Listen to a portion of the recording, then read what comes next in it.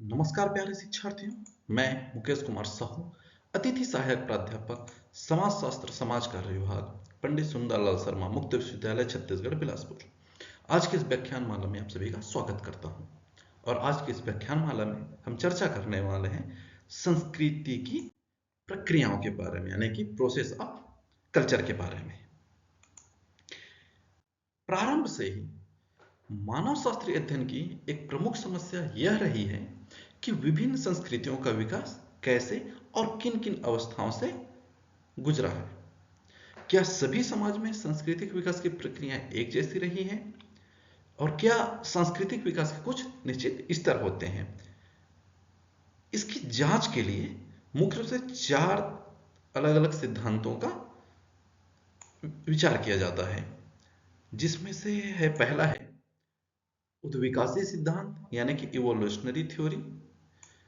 दूसरा है प्रसारवादी सिद्धांत, डिफ्यूजनल थ्योरी। तीसरा है पर संस्कृति ग्रहण सिद्धांत यानी अकल्चरेशन थ्योरी। और चौथा है सांस्कृतिक सापेक्षवाद सिद्धांत। अब हम चर्चा करते हैं इवोल्यूशनरी थ्योरी के बारे में। 1859 में डार्विन की पुस्तक ओरिजिन ऑफ स्पीसीज प्रकाशित हुई, जिसमें प्राणियों के उद्विकास को बताया गया है, जिसे हम डार्विनवाद के भी नाम से जानते हैं। डार्विन के उद्विकास का सभी क्षेत्रों में क्रांतिकारी प्रभाव पड़ा और सांस्कृतिक जो क्षेत्र है वो भी उससे अछूता नहीं रहा। हम यह तो नहीं कह सकते कि सांस्कृतिक उद्विकास ही डार्विनवाद है। टेंगार्ट का मत है कि डार्विन की रचना इतनी देरी से आए कि 19वीं सदी के उत्तरार्ध में संस्कृति शास्त्र अध्ययन के विकास पर उसका कोई महत्वपूर्ण प्रभाव नहीं पड़ा। 1959 से 1965 के बीच जर्मन और अंग्रेज विद्वान जैसे बेट्ज, बेस्टिन, बेकोफन, मैन, मैक्लेलन और टायलर की रचनाएं प्रकाशित हुई, जिसमें उद्विकास की चर्चा की गई। 19वीं सदी के उत्तरार्ध में तो लगभग सभी विद्वानों का झुकाव उद्विकास की ओर था, क्योंकि तथ्यों के आधार पर इनका सहयोग करना सरल था। इसलिए 19वीं सदी के अंत तक सभी मानव शास्त्रीय रचनाओं पर उद्विकासवाद का प्रभाव स्पष्ट रूप से देखा जा सकता है।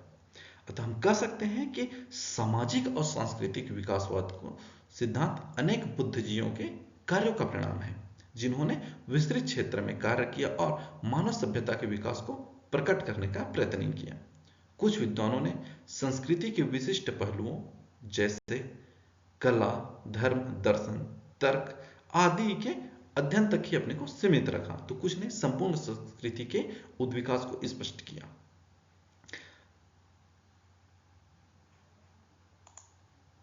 प्रारंभिक उद्विकासी सिद्धांतों की मान्यता थी कि संस्कृति का संवर्धन एक सीधी रेखा के रूप में निश्चित क्रम में हुआ है। विश्व की सभी संस्कृतियां कुछ निश्चित स्तरों से जटिलता की ओर, समानता से असमानता की ओर तथा अनिश्चितता से निश्चितता की ओर हुआ है।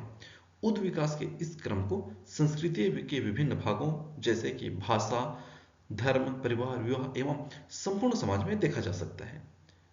विभिन्न स्थानों पर समान संस्कृति, तत्व एवं संकुल क्यों पाए जाते हैं, इसका उत्तर उद्विकासी मानव की बौद्धिकता विकास की एकता पर देते हैं। यदि मनुष्य को समान पर्यावरण मिले तो वे समान रूप से सोचेंगे। पर्यावरण की विभिन्नता के कारण ही एक ही संस्था के विभिन्न स्वरूप सामने आए। अतः जब जब या अलग अलग स्थानों पर समान संस्कृति दिखाई देती है तो इसका अर्थ है कि समान परिस्थितियों में मनुष्य ने समान रूप से क्रियाएं की हैं, इसीलिए ही समांतर आविष्कार हुए। उदाहरण के लिए हम कृषि की खोज दक्षिण पूर्व एवं दक्षिण पश्चिम एशिया तथा अमेरिका में समान रूप से हुआ। शून्य का आविष्कार या निर्माण, एक छापे खाने का आविष्कार भी पूर्व तथा पश्चिम के साथ साथ हुआ। लेखन कला का विकास भी दुनिया के अन्य देशों में स्वतंत्र रूप से हुआ। ये सभी उदाहरण इस बात की पुष्टि करते हैं कि मानव में मानसिक एकता पाई जाती है, किंतु उदाहरण इस बात की पुष्टि करते हैं कि मानव में मानसिक एकता पाई जाती है, किंतु पर्यावरण परिस्थितियों में भिन्नता के कारण ही सांस्कृतिक तत्वों, संकुल एवं प्रतिमानों में असमानता पाई जाती है।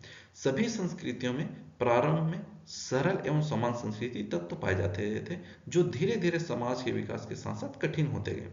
उद्विकास के प्रमुख विद्वानों में हम डार्विन, स्पेंसर, टायलर, मॉर्गन को सम्मिलित करते हैं। डार्विन उद्विकासवाद को प्राणियों पर लागू किया, जबकि शेष विद्वानों ने समाज एवं संस्कृति पर। मॉर्गन का मत है कि उद्विकास के सिद्धांत में उल्लेखनीय है कि मानव जाति के इतिहास अपने उद्गम, अनुभव और प्रगति में एक है। उनका कहना है कि विकासवाद एक सरलता से धीरे धीरे जटिलता में बदलने का सिद्धांत है। मानव विकास और संस्कृति के विकास में सही चरितार्थ होता है। मॉर्गन के अनुसार मानव समाज के उद्विकास के 3 अलग अलग स्तर हैं,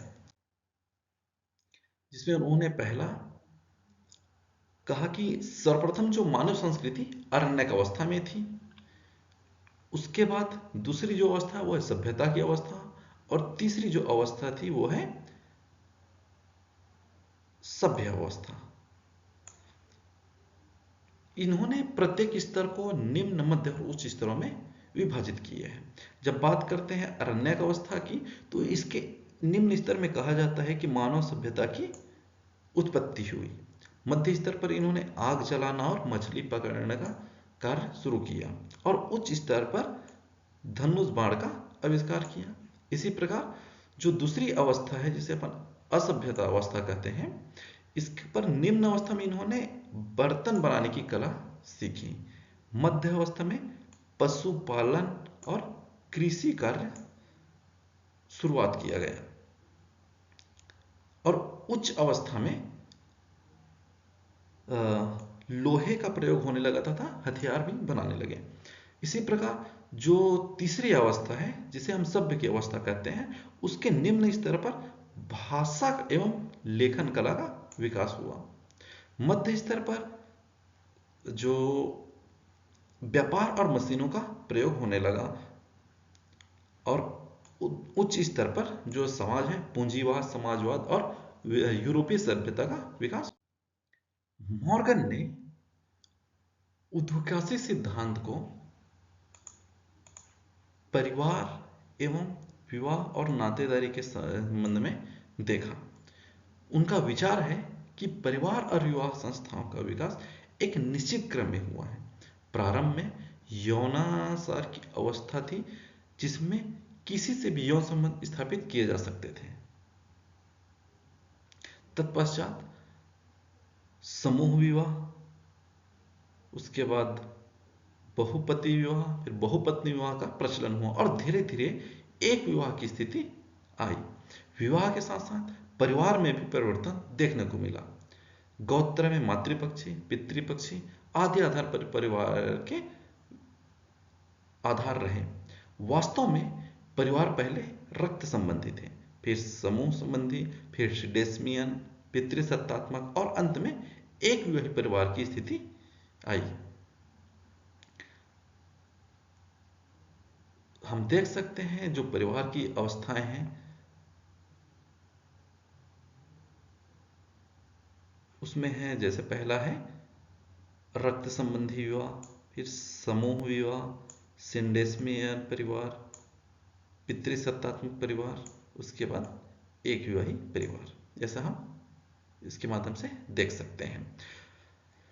मॉर्गन का यह सिद्धांत उद्विकास में विशेष रूप से भी महत्वपूर्ण माना जाता है। टायलर ने इस विकास को धर्म के क्षेत्र में लागू करने का प्रयास किया। धर्म का उत्विकास बहुदेववाद से एक देववाद की ओर हुआ।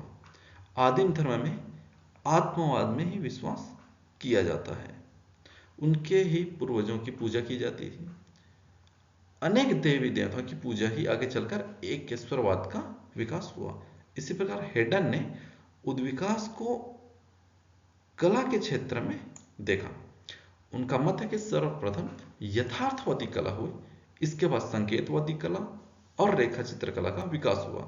इस सिद्धांत के कुछ अन्य प्रतिपादक भी हैं, जिनमें वेस्टरमार्क और फ्रेजर प्रमुख रहे हैं। प्रारंभ में व्यक्ति पेड़, पशु पक्षी और मानव के वैसे ही चित्र प्रदर्शित करता था जैसे वे दिखाई देते थे। धीरे धीरे उन्हें संकेतों एवं रेखाएं द्वारा चित्रित किया जाने लगा। आइए देखते हैं इसकी क्या क्या प्रमुख आलोचनाएं रही। इसमें पहला इनका कि समान सांस्कृतिक तत्वों के कारण समान सांस्कृतिक तत्वों की उत्पत्ति के समान कारण समान रहे। मानव इतिहास इस बात का साक्षी रहा कि एक ही भौगोलिक पर्यावरण में भिन्न भिन्न प्रकार की संस्कृतियों ने जन्म लिया। बहुपत्नीयों का जन्म एक स्थान पर स्त्रियों की बहुलता के कारण हुआ, तो दूसरे स्थान पर ऐश्वर्य एवं सामाजिक प्रतिष्ठा के कारण। दूसरा जो है कि उद्विकास यह मानते हैं कि समाज और संस्कृतियां कुछ निश्चित स्तरों से होकर के गुजरती है, परंतु यह भी सही नहीं है। आर्थिक विकास के क्रम में सभी समाज शिकारी अवस्था में पशुपालन, कृषि तथा औद्योगिक अवस्था से गुजरते रहे, यह आवश्यक नहीं है। क्रम बीच में भी हो सकता है या वो आगे या पीछे साथ साथ हो सकते हैं। अमेरिका की कई जनजातियां जो कृषि करते हैं कभी भी चरवाहा या पशुचारण अवस्था में नहीं रही, जबकि भारत में ऐसी कई जनजातियां हैं जो जंगलों में शिकार या पशुचारण करती थी। अतः उद्योगों में लगी हुई हैं या वो कृषि में है, इस बात पर निर्भर करता है। और तीसरा है उनका अध्ययन पद्धति जो है कि उद्विकासी जो अध्ययन पद्धति है वो दोषपूर्ण रही है। वे सभी आर्म चेयर वैज्ञानिक थे जिन्होंने कभी क्षेत्र में जाकर के अध्ययन नहीं किया। इन्होंने अधिकांश निष्कर्ष यात्रियों, मिशनरियों द्वारा दी गई सूचनाओं पर आधारित है। इन्होंने कभी भी उन सूचनाओं को जांचने का बात करते हैं सांस्कृतिक सिद्धांतों की, जिसमें पहला है हमारा प्रसारवादी सिद्धांत। यह सिद्धांत यह कहता है कि संस्कृति के उद्विकासी सिद्धांत की वैज्ञानिक आलोचना के परिणाम स्वरूप ही प्रसारवादियों ने उद्विकासियों के एक मार्गी उद्विकास मानव के मानसिक एकता एवं स्वतंत्र आविष्कार के तर्कों का खंडन किया और कहा कि मानव की खोज करने की क्षमता सीमित है। विभिन्न संस्कृतियों में जब हम समान संस्कृति को तत्व देखते हैं तो इसका कारण स्वतंत्र रूप से खोज न होकर के प्रसार होता है। मानव में अनुकरण करने एवं ग्रहण करने की शक्ति असीमित है। अतः जब भी दो सांस्कृतिक समूह संपर्क में आते हैं तो उनके एक दूसरे के रीति रिवाजों, प्रथाओं, धर्म, कला और भौतिक वस्तुओं जैसे कि भोजन, बर्तन आदि का आदान प्रदान होता है। इसके परिणाम स्वरूप एक स्थान पर अविष्कृतिक संस्कृति तथा दूसरे स्थानों पर फैलते हैं। इसे ही प्रसारवाद के नाम से जाना जाता है। एक स्थान से दूसरे स्थानों पर जाने वाले व्यक्ति अपनी संस्कृति को दूसरे स्थान पर फैलाने में योग देते हैं। प्रसार को स्पष्ट करने के लिए प्रसारवाद ने अनेक उदाहरण भी प्रस्तुत किए हैं। हम देखते हैं इनकी विशेषताओं के बारे में, जिसमें से है पहला कि कोई भी संस्कृति जो है वो दूसरे सांस्कृतिक समूह की संस्कृति या उन सांस्कृतिक तत्वों को उसी समय अपनाएगा जब उनके लिए वह अर्थपूर्ण रहेगा, यानी कि मीनिंगफुल रहेगा। प्रसार के दौरान सांस्कृतिक तत्व अपने मूल रूप में नहीं रहते, उसमें परिवर्तन आ जाता है जिसमें वे अपने आप को नए पर्यावरण के अनुरूप बना सके। और तीसरा है कि जब साधारणतः उच्च संस्कृति जो है वो निम्न संस्कृति या फिर विकसित से अविकसित संस्कृति की ओर होता है इसका प्रसार। और है कि सांस्कृतिक प्रसार के कारण ग्रहण करने वाले समूह में सामाजिकता एवं सांस्कृतिक परिवर्तन घटित हो सकते हैं। कभी कभी तो प्रसारित होने वाले सांस्कृतिक तत्व बिना किसी प्रकार की हलचल मचाए दूसरे समूह में घुल मिल जाते हैं। और सांस्कृतिक प्रसार में कुछ बाधाएं भी हैं, जैसे कि यातायात एवं संचार का अभाव, समुद्र, रेगिस्तान, पहाड़ दलदल एवं संपर्क का अभाव इत्यादि। इस प्रकार प्रसारवाद के जन्मदाता ने सांस्कृतिक परिवर्तन एवं परिवर्धन में एक नया मोड़ दिया है। समाज सांस्कृतिक इतिहास या सांस्कृतिक गतिशीलता दोनों के अध्ययन में तीन संप्रदायों के प्रसार को अपना विभिन्न आधार बनाया गया है। जो कि संप्रदाय है, जिसमें पहला है ब्रिटिश संप्रदायवादी संप्रदाय, जिसमें पहला है ब्रिटिश प्रसारवादी संप्रदाय या पॉन इजिप्शियन संप्रदाय। दूसरा है जर्मन ऑस्ट्रेलियन सांस्कृतिक ऐतिहासिक संप्रदाय और तीसरा है अमेरिकन संप्रदाय। बात करें हम ब्रिटिश प्रसारवादी संप्रदाय का, तो इसके प्रमुख इलियट स्मिथ तथा पेरी हैं। स्मिथ एक मानव शास्त्री नहीं वरन एक शरीर रचना शास्त्र विशेषज्ञ थे और काफी दिनों तक अपने शोध कार्य के लिए मिस्र में रहे। इन्होंने उन देशों की प्राचीन संस्कृति से अत्यधिक प्रभावित थे और उनके विभिन्न पक्षों का अध्ययन करके इस निष्कर्ष पर पहुंचे कि संसार में सर्वप्रथम संस्कृति का जन्म मिस्र में हुआ और वहीं से दुनिया के अनेक देशों में प्रसार हुआ। इनका मत था कि केवल भूमध्य सागरीय देशों में अफ्रीका, भारत की संस्कृतियों का ही नहीं बल्कि इंडोनेशिया, पोलिनेशिया तथा अमेरिका की संस्कृतियों का भी स्रोत जो है वो मिस्र की ही संस्कृति रही है। पेरी ने भी इस बात का समर्थन किया कि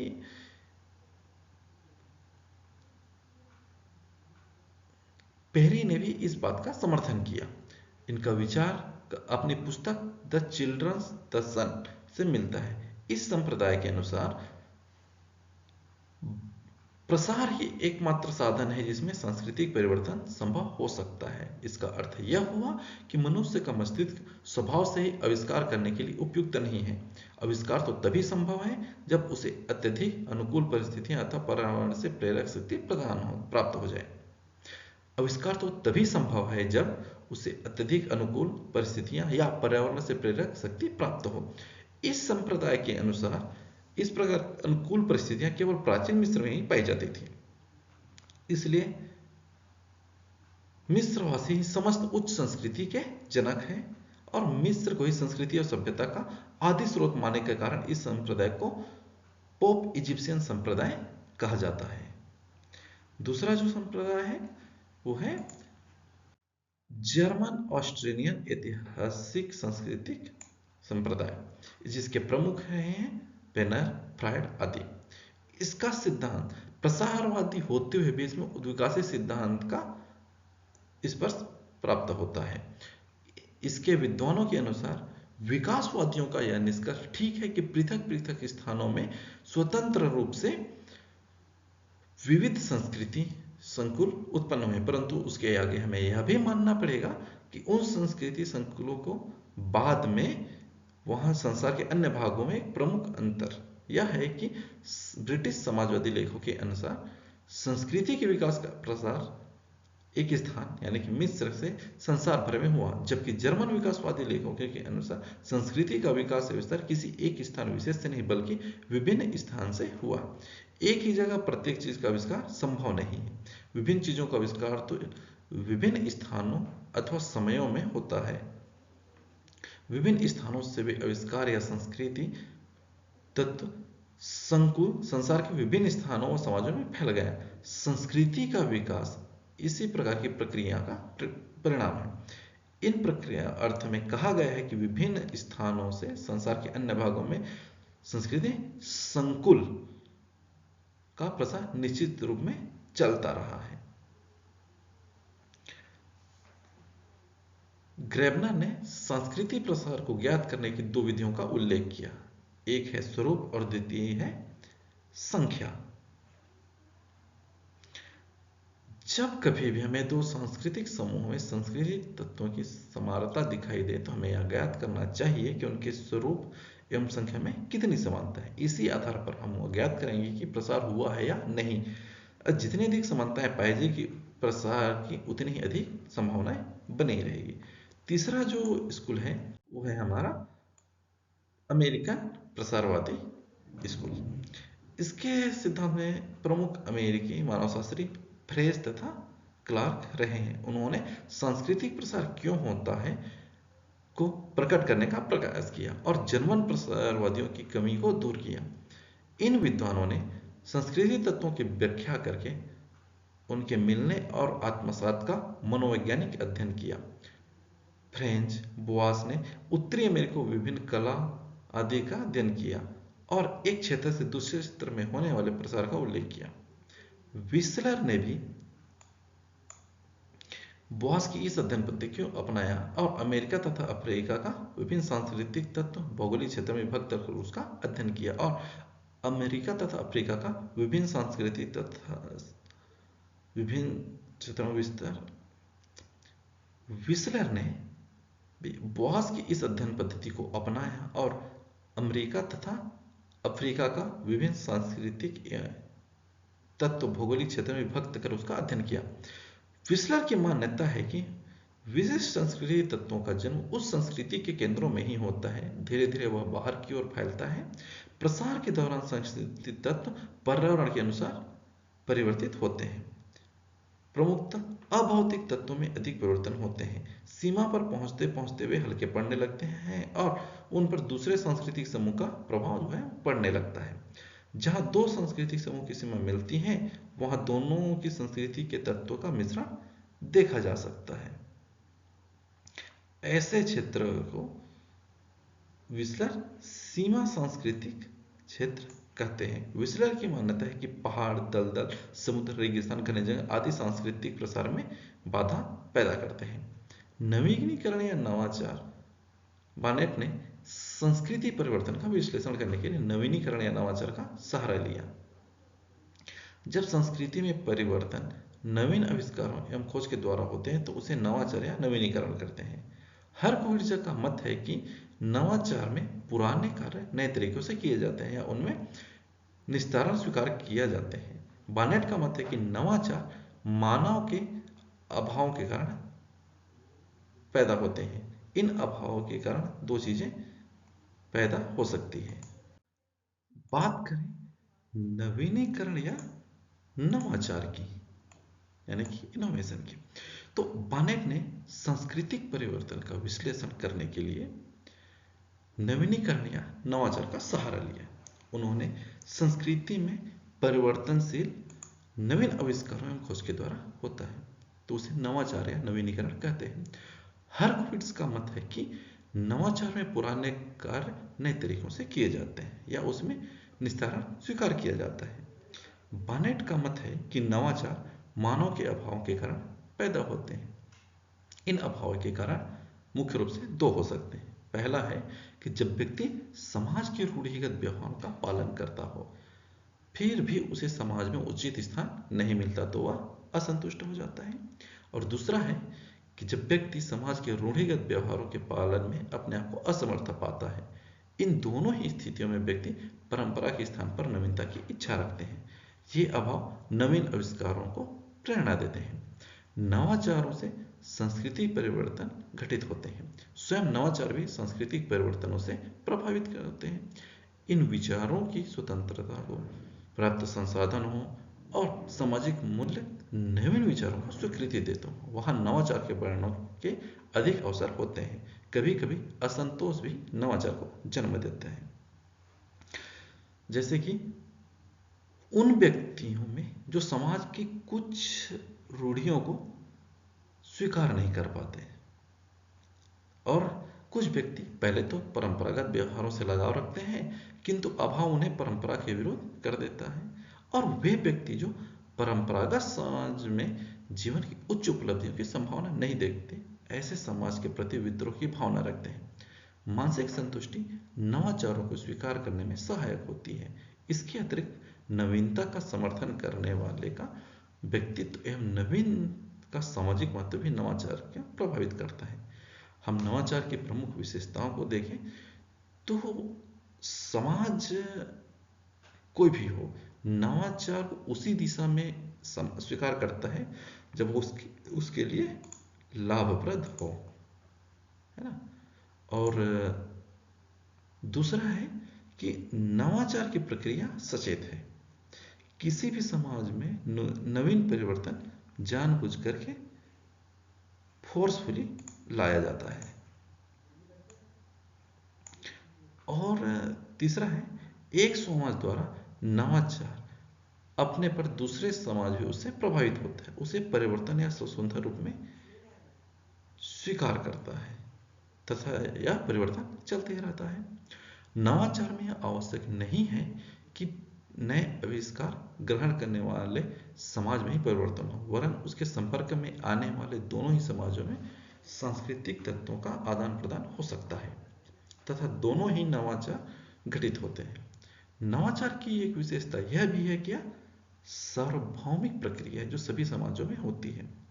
हर्कविट्ज के शब्दों में कहें कि जब आविष्कार, खोज और प्रसारित तत्व मिल जाते हैं तो उन्हें नव परिवर्तनों की श्रेणी में रखा जा सकता है। सभी नव परिवर्तन, चाहे वह खोजा गया या प्रवेश कराया गया हो, चेतन मानवीय परीक्षण की प्रवृत्ति और मानवीय कौशल की अभिव्यक्ति है। एक परिवर्तन के तत्काल बाद छोटे परिवर्तन शुरू हो जाते हैं और परिवर्तन की प्रक्रिया जो है कभी बंद नहीं होती। बात करें हम अकल्चुरेशन यानी कि पर संस्कृति ग्रहण की, तो संस्कृति परिवर्तन की प्रक्रिया के कुछ विद्वानों ने सांस्कृतिकवाद के आधार पर भी समझाने का प्रयास किया। जब सांस्कृतिक तत्व संकुल एक समूह से दूसरे समूह में फैल जाते हैं तो उसे प्रसार कहते हैं, परंतु जब दूसरी संस्कृति के प्रभाव में से एक सांस्कृतिक समूह की संपूर्ण जीवन विधि बदलने लग जाती है तो उसे संस्कृतिकरण कहते हैं। हर्कविट्ज ने स्पष्ट किया कि प्रसार प्राप्त सांस्कृतिक परिवर्तन की वह प्रक्रिया जिसके द्वारा एक संस्कृति के मूल प्रतिमान में दूसरी संस्कृति के निरंतर संपर्क में आने के कारण महत्वपूर्ण परिवर्तन होते हैं। यद्यपि इस प्रकार परिवर्तन होने वाला सांस्कृतिक समूह अपने स्वतंत्र अस्तित्व या आधारभूत विशिष्टता को पूर्णतः नहीं खो देता। संस्कृतिकरण की परिभाषा सर्वप्रथम 1936 में रॉबर्ट रेडफील्ड, रॉल्फ लिंटन तथा हर्कविट्ज ने स्पष्ट किया तथा क्रमबद्ध रूप में प्रस्तुत किया। इन विद्वानों के अनुसार पर संस्कृति ग्रहण से उन घटनाओं को समझा जाता है तो तब होती है जब विभिन्न संस्कृति वाले व्यक्तियों के एक समूह दूसरे के निकट व निरंतर संपर्क में आते हैं, जिसके फलस्वरूप उन समूह किसी एक या दोनों के संस्कृति तत्व या प्रतिमा में परिवर्तन हो जाता है। इस संबंध में मेलिनोव्स्की का कहना है कि सांस्कृतिक परिवर्तन दो प्रकार के कारकों और शक्तियों का परिणाम हो सकता है। प्रथम तो वह है कि जहाँ कारक और शक्तियाँ हैं, प्रथम तो वह कारक और शक्तियाँ हैं जो अपने से समुदाय में उत्पन्न होती है, जिनके फलस्वरूप आविष्कार होता है। दूसरी सांस्कृतिक परिवर्तन विभिन्न संस्कृतियों के पारस्परिक संपर्क या प्रभाव के कारण हो सकता है। यह दूसरी प्रक्रिया वह है जिसे मानव शास्त्र में प्रायः कहा जाता है कि मेलिनोव्स्की जिस प्रकार को प्रसार कहते हैं उसी को अमेरिका में अधिकांश मानव शास्त्रज्ञ पर संस्कृतिकरण या संस्कृतिकरण की प्रक्रिया मानते हैं। अब तक के बातों से यह स्पष्ट है कि संस्कृति ग्रहण या पर संस्कृति ग्रहण एक दो तरफा प्रक्रिया है जिसमें एक दूसरे के संपर्क में आने वाली दोनों ही संस्कृतियां प्रभावित होती हैं। फिर भी ऐसी कुछ अवस्थाएं हैं जिनसे यह प्रक्रिया अधिक तेजी से क्रियाशील होती है। ये अनुकूलन अवस्थाएं परिस्थितियां जो है वो निम्न है। जो पहला है कि दोनों संस्कृति समूहों में घनिष्ठ अतः निरंतर संपर्क में हो। कभी कभी के संपर्क में पर संस्कृति ग्रहण शायद ही संभव होता है, यानी कि रेगुलर कांटेक्ट की जरूरत पड़ती है। जो दूसरा है कि दोनों समूह के सांस्कृतिक प्रतिमानों में कुछ न कुछ समानता हो। यदि दोनों में अत्यधिक भिन्नता हो तो उन दोनों के लिए परस्पर के घनिष्ठ संपर्क में आना संभव ना हो, जिसके फलस्वरूप एक दूसरे में सांस्कृतिक आदान प्रदान जो है वो रुक सकता है। तीसरा है कि दोनों समूह में उद्देश्य की समानता भी संस्कृतिकरण की प्रक्रिया को प्रोत्साहित करती है। पर संस्कृति ग्रहण के कारण जब एक संस्कृति अपनी मूल संस्कृति को खो देती है तो उसके स्थान पर नवीन तत्व अपना लेता है। तो कभी कभी यह परिवर्तन विघटन एवं विद्रोह को जन्म देता है। संथाल हो, नागा, खासी आदि जनजातियों द्वारा किए गए विद्रोह का कारण पर संस्कृति ग्रहण ही है। बात करें हम कल्चरल इंटीग्रेशन यानी कि संस्कृति का एकीकरण के बारे में। संस्कृति की कोई भी संरचना हो, कोई सांस्कृतिक तत्वों, संकुलों और प्रतिमादों से मिलकर के बनी होती है, किंतु इन इकाइयों को संकलित कर देने मात्र से ही संस्कृति का निर्माण नहीं होता, बल्कि उसका परस्पर एक दूसरे से अर्थपूर्ण ढंग से जुड़ा होना भी बहुत ही आवश्यक होता है। उनका एक संगठन होना बहुत ही आवश्यक है। जिस प्रकार साइकिल या घड़ी के पुर्जों को एकत्रित कर एक स्थान पर ढेर लगा देने से ही साइकिल या घड़ी का निर्माण नहीं हो जाता, बल्कि उसमें पारस्परिक संबद्धता एवं निरंतरता भी होनी चाहिए। ऐसी स्थिति में साइकिल या घड़ी का संगठन बना। यही बात हम संस्कृति के संदर्भ में भी कह सकते हैं।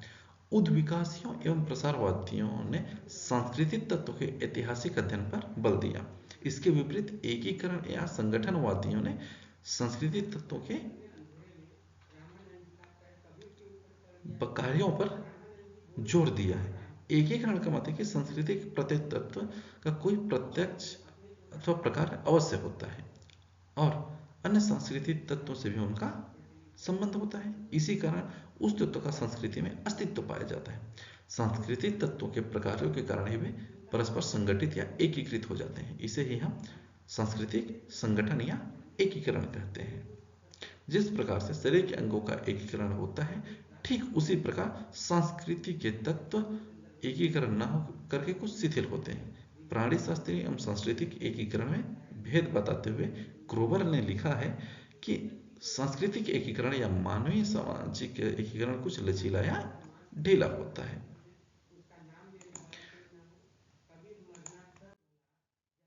बात करें हम कल्चरल रिलेटिविज्म यानी कि सांस्कृतिक सापेक्षवाद की। मानव समाज और पशु समाज में एक अंतर यह है कि पशु समाज प्रारंभ से अब तक एक जैसा रहा है। जिस प्रकार का जीवन वह सैकड़ों वर्ष पूर्व व्यतीत कर रहा था, उसी प्रकार का ही जीवन आज भी व्यतीत कर रहा है। जबकि मानव समाज अपने सांस्कृतिक उपलब्धियों में निरंतर विकास और परिवर्तन किया है। सांस्कृतिक विकास के द्वारा ही उसने प्रकृति पर अधिकाधिक नियंत्रण करने का प्रयास किया है। मानव की इसी विशेषता के कारण हम सांस्कृतिक विभिन्नता और सांस्कृतिक सापेक्षता दिखाई देती है। सांस्कृतिक सापेक्षता का अर्थ है विभिन्न संस्कृतियों का पाया जाना। हरकोविट्ज ने सांस्कृतिक सापेक्षवाद का उल्लेख किया। सांस्कृतिक सापेक्षवाद को मानव ने जीवन शैली, भाषा, सामाजिक प्रतिमान, नैतिकता और सामाजिक संस्थाओं के द्वारा व्यक्त किया है। सांस्कृतिक सापेक्षवाद को हम अभिवादन के उदाहरण के तौर पर व्यक्त कर सकते हैं। भारत में अभिवादन के रूप में नमस्ते किया जाता है, हाथ जोड़ा जाता है। पश्चिमी समाजों में हाथ मिलाया जाता है और टोपी उतारते हैं। जापान में शरीर को झुकाया जाता है, तो अफ्रीका में मैसाई जनजाति के लोग उसके सम्मान में एक दूसरे पर थूकते हैं। इसी प्रकार से विवाह की विधियों में भी हिंदू, मुसलमानों और ईसाइयों में अलग अलग रीति रिवाज पाए जाते हैं। इस प्रकार प्रत्येक व्यक्ति का व्यवहार उसकी संस्कृति के अनुरूप होता है और विभिन्न समाजों की संस्कृतियां भी पाई जाती है।